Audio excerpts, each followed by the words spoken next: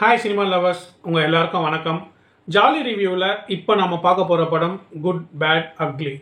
அஜித், திரிஷா, பிரபு, பிரசன்னா, அர்ஜுன் தாஸ், அப்புறம் கொஞ்சம் மலையாளம், தெலுங்கு, ஹிந்தின்னு பேன் இண்டியா ஸ்டார்ஸ்லாம் நடிச்சிருக்காங்க. நம்ம அஜித் திரிஷா மாதிரி ஒரு பொண்டாட்டியை வேணான்னு விட்டுட்டு ஜெயிலுக்கு போகிறாரு. இப்போல்லாம் அப்படிதான் ப்ரோ, கல்யாணம் ஆம்பளைங்க பொண்டாட்டி டார்ச்சர் தாங்க முடியாமல் ஜெயிலே பெட்டர்னு ஃபீல் பண்ண ஆரம்பிச்சிட்டாங்க அப்படின்றீங்களா? அப்படிலாம் கிடையாது. இந்த படத்தில் அஜித் ஜெயிலுக்கு போகிற காரணமே வேறு. அவர் ஒரு பெரிய கேங்ஸ்டர். பாம்பேயில் ரவுடிசம் ஆரம்பிக்கிறாரு. எதுக்கு ரவுடி ஆகுறாரு? அதுக்கு ஏதாவது ஃப்ளாஷ்பேக் இருக்குமே அப்படின்னு கேட்குறீங்களா? அந்த இம்சை வேறு எதுக்கு ப்ரோ? படத்தில் ஏற்கனவே பழைய ஐட்டங்கள் எக்கச்சக்கமாக இருக்குது.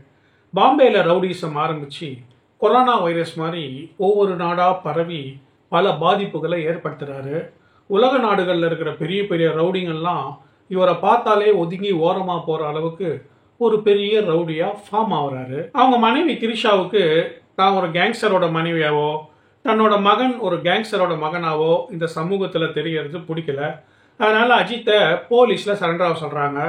பண்ண தப்பையெல்லாம் ஒத்துக்கிட்டு ஜெயிலுக்கு போய் ஜெயிலில் ஒரு பெரிய தண்ணி தொட்டி இருக்கும்ல, அதில் எல்லா பாவத்தையும் சுத்தமாக அலசி கழுவிட்டு பக்காவாக வந்தால் தான் பக்கத்துலேயே அலோவ் பண்ணுவேன் அப்படின்னு ஒரு கண்டிஷன் போடுறாங்க. மனைவி சொல்லிட்டாங்களே அப்படின்ற ஒரே காரணத்துக்காக தான் அஜித் ஜெயிலுக்கு போகிறாரு. நியாயமாக அஜித் பண்ண கொலைங்களுக்கெல்லாம் மினிமம் ஒரு 18,000 வருஷம் ஜெயில் தண்டனை கொடுத்துருக்கணும். ஏதோ ஆடி தள்ளுபடி அந்த தள்ளுபடின்னு பண்ணி வெறும் 18 வருஷம் கொடுத்து ஜெயிலில் அடைக்கிறாங்க. ஜெயில் வார்டனை கையில் போட்டுக்கிட்டு அப்பப்போ வீடியோ கால் போட்டு ஸ்பெயினில் இருக்கிற ஃபேமிலி கூட ஒரு ஃபோனில் பேசிகிட்டு இருக்காரு. அப்பா பிஸ்னஸில் இருக்கார், மீட்டிங்கில் இருக்கார், இப்போ வந்துடுவார் அப்போ வந்துடுவார்னு பையனுக்கு அல்வா கொடுத்துக்கிட்டு அவங்க அப்பா ஜெயிலில் இருக்கிறதையே மறைச்சி வைக்கிறாங்க. ஒரு ஸ்டேஜில் அவன் காண்டாய், நைனா நீ இந்த முறை வந்தே தீரணும் அப்படின்னு அடம் பிடிச்சி அழுகுறான். அஜித்தும் ஜெயில் வார்டன் சப்போர்ட்டில் ஜெயிலேருந்து ரிலீஸ் ஆகி பையனை பார்க்க வராரு.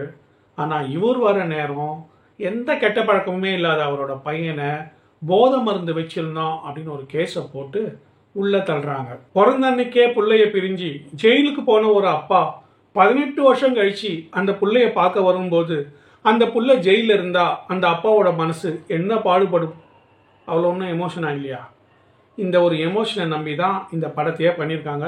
படத்தோட ஒன்லைனே இதுதான். உன்னால தான் என் பிள்ளை இப்போ ஜெயிலில் இருக்கான், உன்னை பழி வாங்கிறதுக்கு பதிலாக தான் என் புள்ள மேலே ஒரு வீண் பழியை போட்டு ஜெயிலுக்கு அனுப்பிச்சிருக்காங்க, இதுக்கெல்லாம் காரணமே நீ தான் அப்படின்னு அஜித்தை திரிஷா கெட்ட கெட்ட வார்த்தையில் திட்டுறாங்க. அஜித்தும் இது நாம் எப்போ வச்ச மிச்சம் அப்படின்னு யோசிக்கிறாரு. அது யார் வச்ச மிச்சம், அந்த மிச்சத்தில் மிச்சம் என்னென்ன இருக்குது அதையெல்லாம் கண்டுபிடிச்சி மீதி ஃபார்மாலிட்டிஸ் எல்லாம் முடிக்கிறது தான் இந்த குட் பேட் அக்லியோட கதை. இந்த படத்தோட டைரக்டர் மிஸ்டர் ஆதிக் ரவிச்சந்திரன் பயங்கரமான தலை வெறியராக இருப்பார் போல். அவர் வெறி பிடிச்சி அழிஞ்சிட்டு போட்டோம், அதில் நமக்கு ஒன்றும் பிரச்சனை இல்லை. ஆனால் படத்தில் நடிக்கிற எல்லாரையுமே அஜித் வெறியராக்கி வாய்ப்பு கிடைக்கும் போதெல்லாம் அஜித் ஆஹா அஜித் ஓஹோன்னு டைலாக் பேச வச்சுருக்காரு. ஒரு ஸ்டேஜில் அஜித்தே கடுப்பாயி, டே இப்போ நிறுத்துறீங்களா இல்லை ஷூட்டிங் நிறுத்திட்டு வீட்டுக்கு போட்டுமா அப்படின்னு சொல்கிற அளவுக்கு கொசு தொல்லை ரொம்ப ஓவராக இருக்குது. படத்தில் சிம்ரன் ஒரு மினி கேமியோ ரோல் பண்ணியிருக்காங்க. திரிஷா கூட அவங்க வர சீனு செம ஜாலியாக இருக்குது. ஆனால் அந்த சீனை அஜித் சிம்ரன் ஜோடியாக நடித்த பழைய படம் வாலி இருக்குல்ல, அதை கனெக்ட் பண்ணி எடுத்திருக்காங்க.